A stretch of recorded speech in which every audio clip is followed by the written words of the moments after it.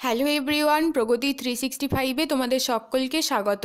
আজকে আমি তোমাদের কাছে চলে এসেছি তোমাদের জন্য আবারও একটা ডেইলি কারেন্ট অ্যাফেয়ার সিরিজ নিয়ে।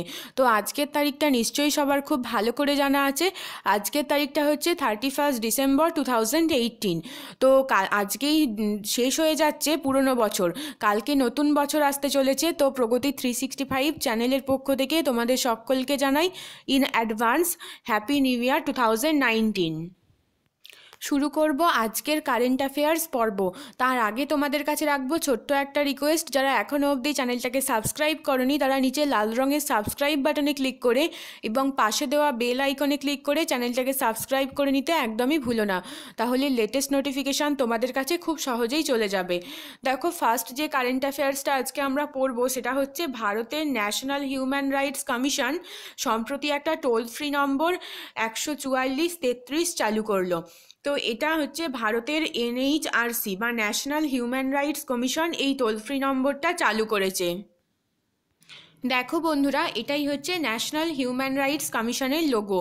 তো এটা কবে তৈরি হয়েছিল সেটা আমরা একটু জেনে নেব। এটা হচ্ছে একটা অটোনমাস পাবলিক বডি, অর্থাৎ স্বতন্ত্র একটা বডি, যেটা তৈরি হয়েছিল 12ই অক্টোবর 1993 সালে। এটা তৈরি হয়েছিল 28শে সেপ্টেম্বর 1993-এর প্রোটেকশন অফ হিউম্যান রাইটস অর্ডিন্যান্সের আন্ডারে ন্যাশনাল হিউম্যান রাইটস কমিশন। তো হিউম্যান রাইটস অ্যাক্ট 1993-এর বেসিসে এটা চলে। তো এই ন্যাশনাল হিউম্যান রাইটস কমিশন কোন কোন বিষয়কে নিশ্চিত করে? এরা হচ্ছে মানুষের যে অধিকার সেটাকে নিশ্চিত করে। এটা এছাড়াও আমাদের জীবন, স্বাধীনতা, সমতা এবং ঐক্যের দায়িত্বও বহন করে। বর্তমানে এই ন্যাশনাল হিউম্যান রাইটস কমিশনের চেয়ারম্যান হচ্ছেন জাস্টিস এইচ.এল. দাত্তু। ইনি হচ্ছেন বর্তমানে ন্যাশনাল হিউম্যান রাইটস কমিশনের চেয়ারম্যান। এবার আমরা নেক্সট টপিকে চলে আসব। ভারত সরকার খালিস্তান লিবারেশন ফোর্স এই গোষ্ঠীকে নিষিদ্ধ করার কথা ঘোষণা করেছে। কাকে ঘোষণা করার কথা নিষিদ্ধ করেছে? খালিস্তান লিবারেশন ফোর্স এই গোষ্ঠীটাকে নিষিদ্ধ করার কথা ঘোষণা করেছে ভারত সরকার। দেখো বন্ধুরা, এই খালিস্তান লিবারেশন ফোর্স এরা হচ্ছে একটা মিলিট্যান্ট গ্রুপ। আর এরা কি করতে চেয়েছিল? এরা নিজেদের জন্য একটা শিখ ল্যান্ড তৈরি করতে চেয়েছিল, যেটার নাম দিতে চেয়েছিল খালিস্তান। আর যেটাকে এরা বলছে খালিস্তান মুভমেন্ট। তো এই খালিস্তানটাকে এরা আলাদা করতে চেয়েছিল ভারতবর্ষ থেকে, যেটা ওরা করতে চেয়েছিল সশস্ত্র সংগ্রামের মধ্য দিয়ে। দেখো বন্ধুরা, এই খালিস্তান লিবারেশন ফোর্স এটার ফাউন্ডেশন হয় 1986 সালে এবং ফাউন্ডেশন করেন অরুর সিং আর হচ্ছে সুখবিন্দর সিং বাবর। তো এরা বিভিন্ন সময়ে পাঞ্জাব পুলিশের সঙ্গে যখন লড়াই হয় তখন এরা বিভিন্ন সময়ে মারা যান। তো এখনও এই মুভমেন্টটা চলছে, তাই ভারত সরকার খালিস্তান লিবারেশন ফোর্স এই গোষ্ঠীটাকে নিষিদ্ধ করার কথা ঘোষণা করেছে। নেক্সট হচ্ছে মহারাষ্ট্রের মুখ্যমন্ত্রী দেবেন্দ্র ফডনবিস গ্রামীণ এলাকায় ছাত্রদের জন্য ভারতরত্ন অটল বিহারী বাজপেয়ী ইন্টারন্যাশনাল স্কুল চালু করলো। কি চালু করলো? Bharat Ratna Atal Bihari Vajpayee international schools. দেখো বন্ধুরা, মহারাষ্ট্রের চিফ মিনিস্টার দেবেন্দ্র ফডনবিস এটা লঞ্চ করা হয়েছে 94th বার্থ অ্যানিভার্সারিতে late prime minister Atal Bihari বাজপেয়ীর 94তম জন্ম বার্ষিকীতে। এই যে স্কুলটা এটা লঞ্চ করা হয়েছে। প্রাথমিকভাবে বলা হয়েছে 13টা জেলা পরিষদকে এই ইন্টারন্যাশনাল বোর্ডের আন্ডারে করা হবে এবং তারপরে আগত যে বছরটা আসছে 2019-এ এটাকে বাড়ানো হবে। এই স্কুলটার সম্পর্কে এটুকুই জানানো হয়েছে যে এই স্কুলগুলো মহারাষ্ট্র ইন্টারন্যাশনাল এডুকেশন বোর্ড, যেটা মহারাষ্ট্রের স্টেট গভর্নমেন্ট তৈরি করেছে, তার আন্ডারে থাকবে। আর এটা হায়ার এডুকেশন যে স্ট্যান্ডার্ড সেটাকে মেনটেন করার লক্ষ্য নিয়েই কিন্তু এই স্কুলটাকে তৈরি করা হয়েছে। আর এখানে পুরো শিক্ষা ব্যবস্থা থাকবে নিজেদের মাতৃভাষায়।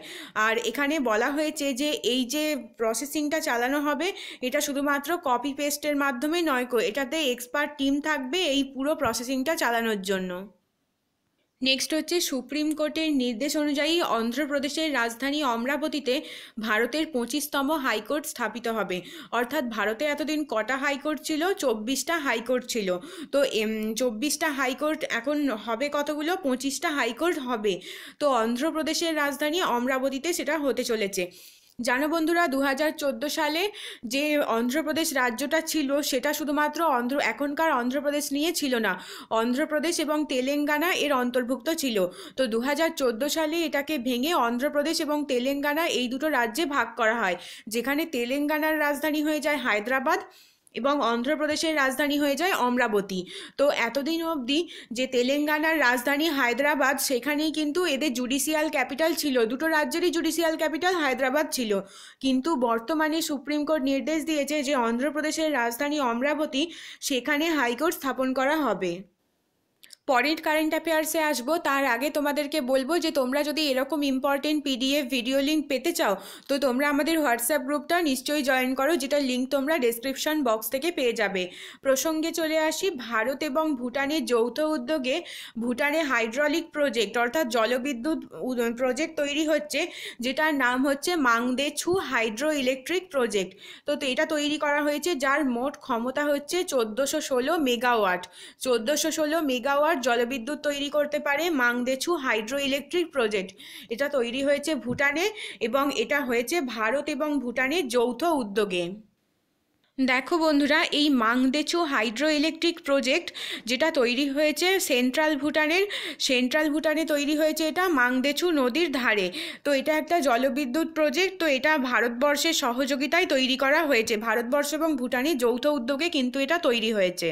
নেক্সট হচ্ছে বিশাখাপত্তনমের রামকৃষ্ণ বিচে বিশাখা উৎসবের সূচনা করলেন অন্ধ্রপ্রদেশের মুখ্যমন্ত্রী চন্দ্রবাবু নাইডু। তো বিশাখাপত্তনমের কোথায় এটা তৈরি হয়েছে? রামকৃষ্ণ বিচে হচ্ছে বিশাখা উৎসব। এটা একটা উৎসব যেটার সূচনা করেছেন অন্ধ্রপ্রদেশের মুখ্যমন্ত্রী চন্দ্রবাবু নাইডু। দেখো বন্ধুরা, এই বিশাখা উৎসবটা প্রতি বছর কিন্তু কন্ডাক্ট করে অন্ধ্রপ্রদেশ ট্যুরিজম ডেভেলপমেন্ট কর্পোরেশন এবং Visakhapatnam metropolitan region development authority. এটা বিশাখাপত্তনমে কন্ডাক্ট করে।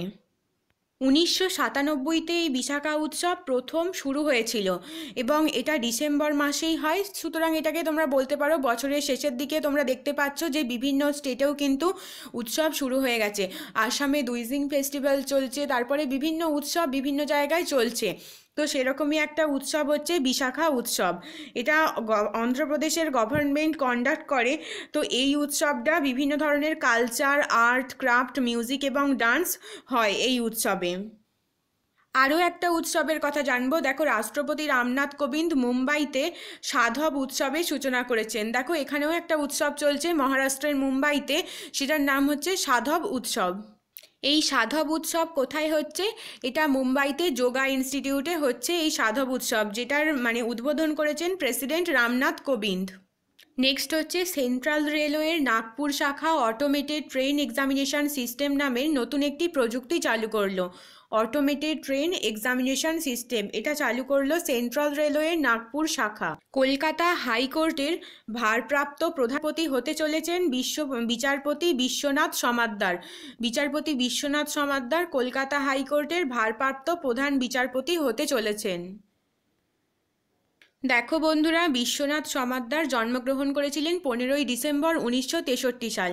ইনি হচ্ছেন একজন ভারতীয় বিচারপতি এবং তার সঙ্গে ক্যালকাটা হাইকোর্টের সিনিয়র মোস্ট জাস্টিস। তো ইনি chief justice of the Calcutta হাইকোর্টের দায়িত্ব নিতে চলেছেন 1 জানুয়ারি 2019 থেকে। রিটায়ারমেন্ট করছেন চিফ জাস্টিস দেবাশিস করগুপ্তা। দেবাশিস করগুপ্তার রিটায়ারমেন্টের জন্য তিনি 1 জানুয়ারি 2019 থেকে বিশ্বনাথ সমাদ্দার ক্যালকাটা হাইকোর্টের প্রধান বিচারপতির দায়িত্ব গ্রহণ করতে চলেছেন। এবার চলে আসবো সব শেষের কারেন্ট অ্যাফেয়ার্সে। মনমোহন সিংকে নিয়ে তৈরি হচ্ছে দ্য অ্যাক্সিডেন্টাল প্রাইম মিনিস্টার নামের একটি সিনেমা। তো মনমোহন সিংকে নিয়েই কিন্তু এটা তৈরি হচ্ছে, যিনি ভারতবর্ষের প্রাক্তন প্রধানমন্ত্রী ছিলেন। দেখো বন্ধুরা, এই দ্য অ্যাক্সিডেন্টাল প্রাইম মিনিস্টার এটা হচ্ছে 2019-এ লঞ্চ করবে একটা বায়োগ্রাফিক্যাল ফিল্ম। তো এটা কার বায়োগ্রাফি নিয়ে তৈরি? এটা হচ্ছে ভারতের প্রাক্তন প্রধানমন্ত্রী মনমোহন সিংয়ের বায়োগ্রাফি নিয়ে তৈরি। তো প্রাক্তন প্রধানমন্ত্রী শুধুমাত্র যে বিখ্যাত রাজনীতিবিদ ছিলেন তাই নয়, তিনি একজন বিখ্যাত অর্থনীতিবিদও ছিলেন। তো সেই সম্পর্কিত একটা জীবনী নিয়ে এই সিনেমাটা বানানো হয়েছে। এবার তোমাদের কাছে রাখবো আজকের প্রশ্ন। কালকে 30শে ডিসেম্বর দিনটা কী কারণে বিখ্যাত? এটাই হচ্ছে তোমাদের জন্য প্রশ্ন, এবং তোমরা আমাকে কমেন্টে এর উত্তরটা নিশ্চয়ই জানাবে। যদি তোমাদের এই ভিডিওটা ভালো লাগে একটা ছোট্ট করে লাইক করে দাও, কমেন্টে নিজেদের মতামত জানাও, এবং অবশ্যই ভিডিওটাকে প্রচুর পরিমাণে শেয়ার করো যাতে আজকের খবরগুলো সবার কাছে পৌঁছে যায়। শেষ অবধি দেখার জন্য অনেক অনেক ধন্যবাদ।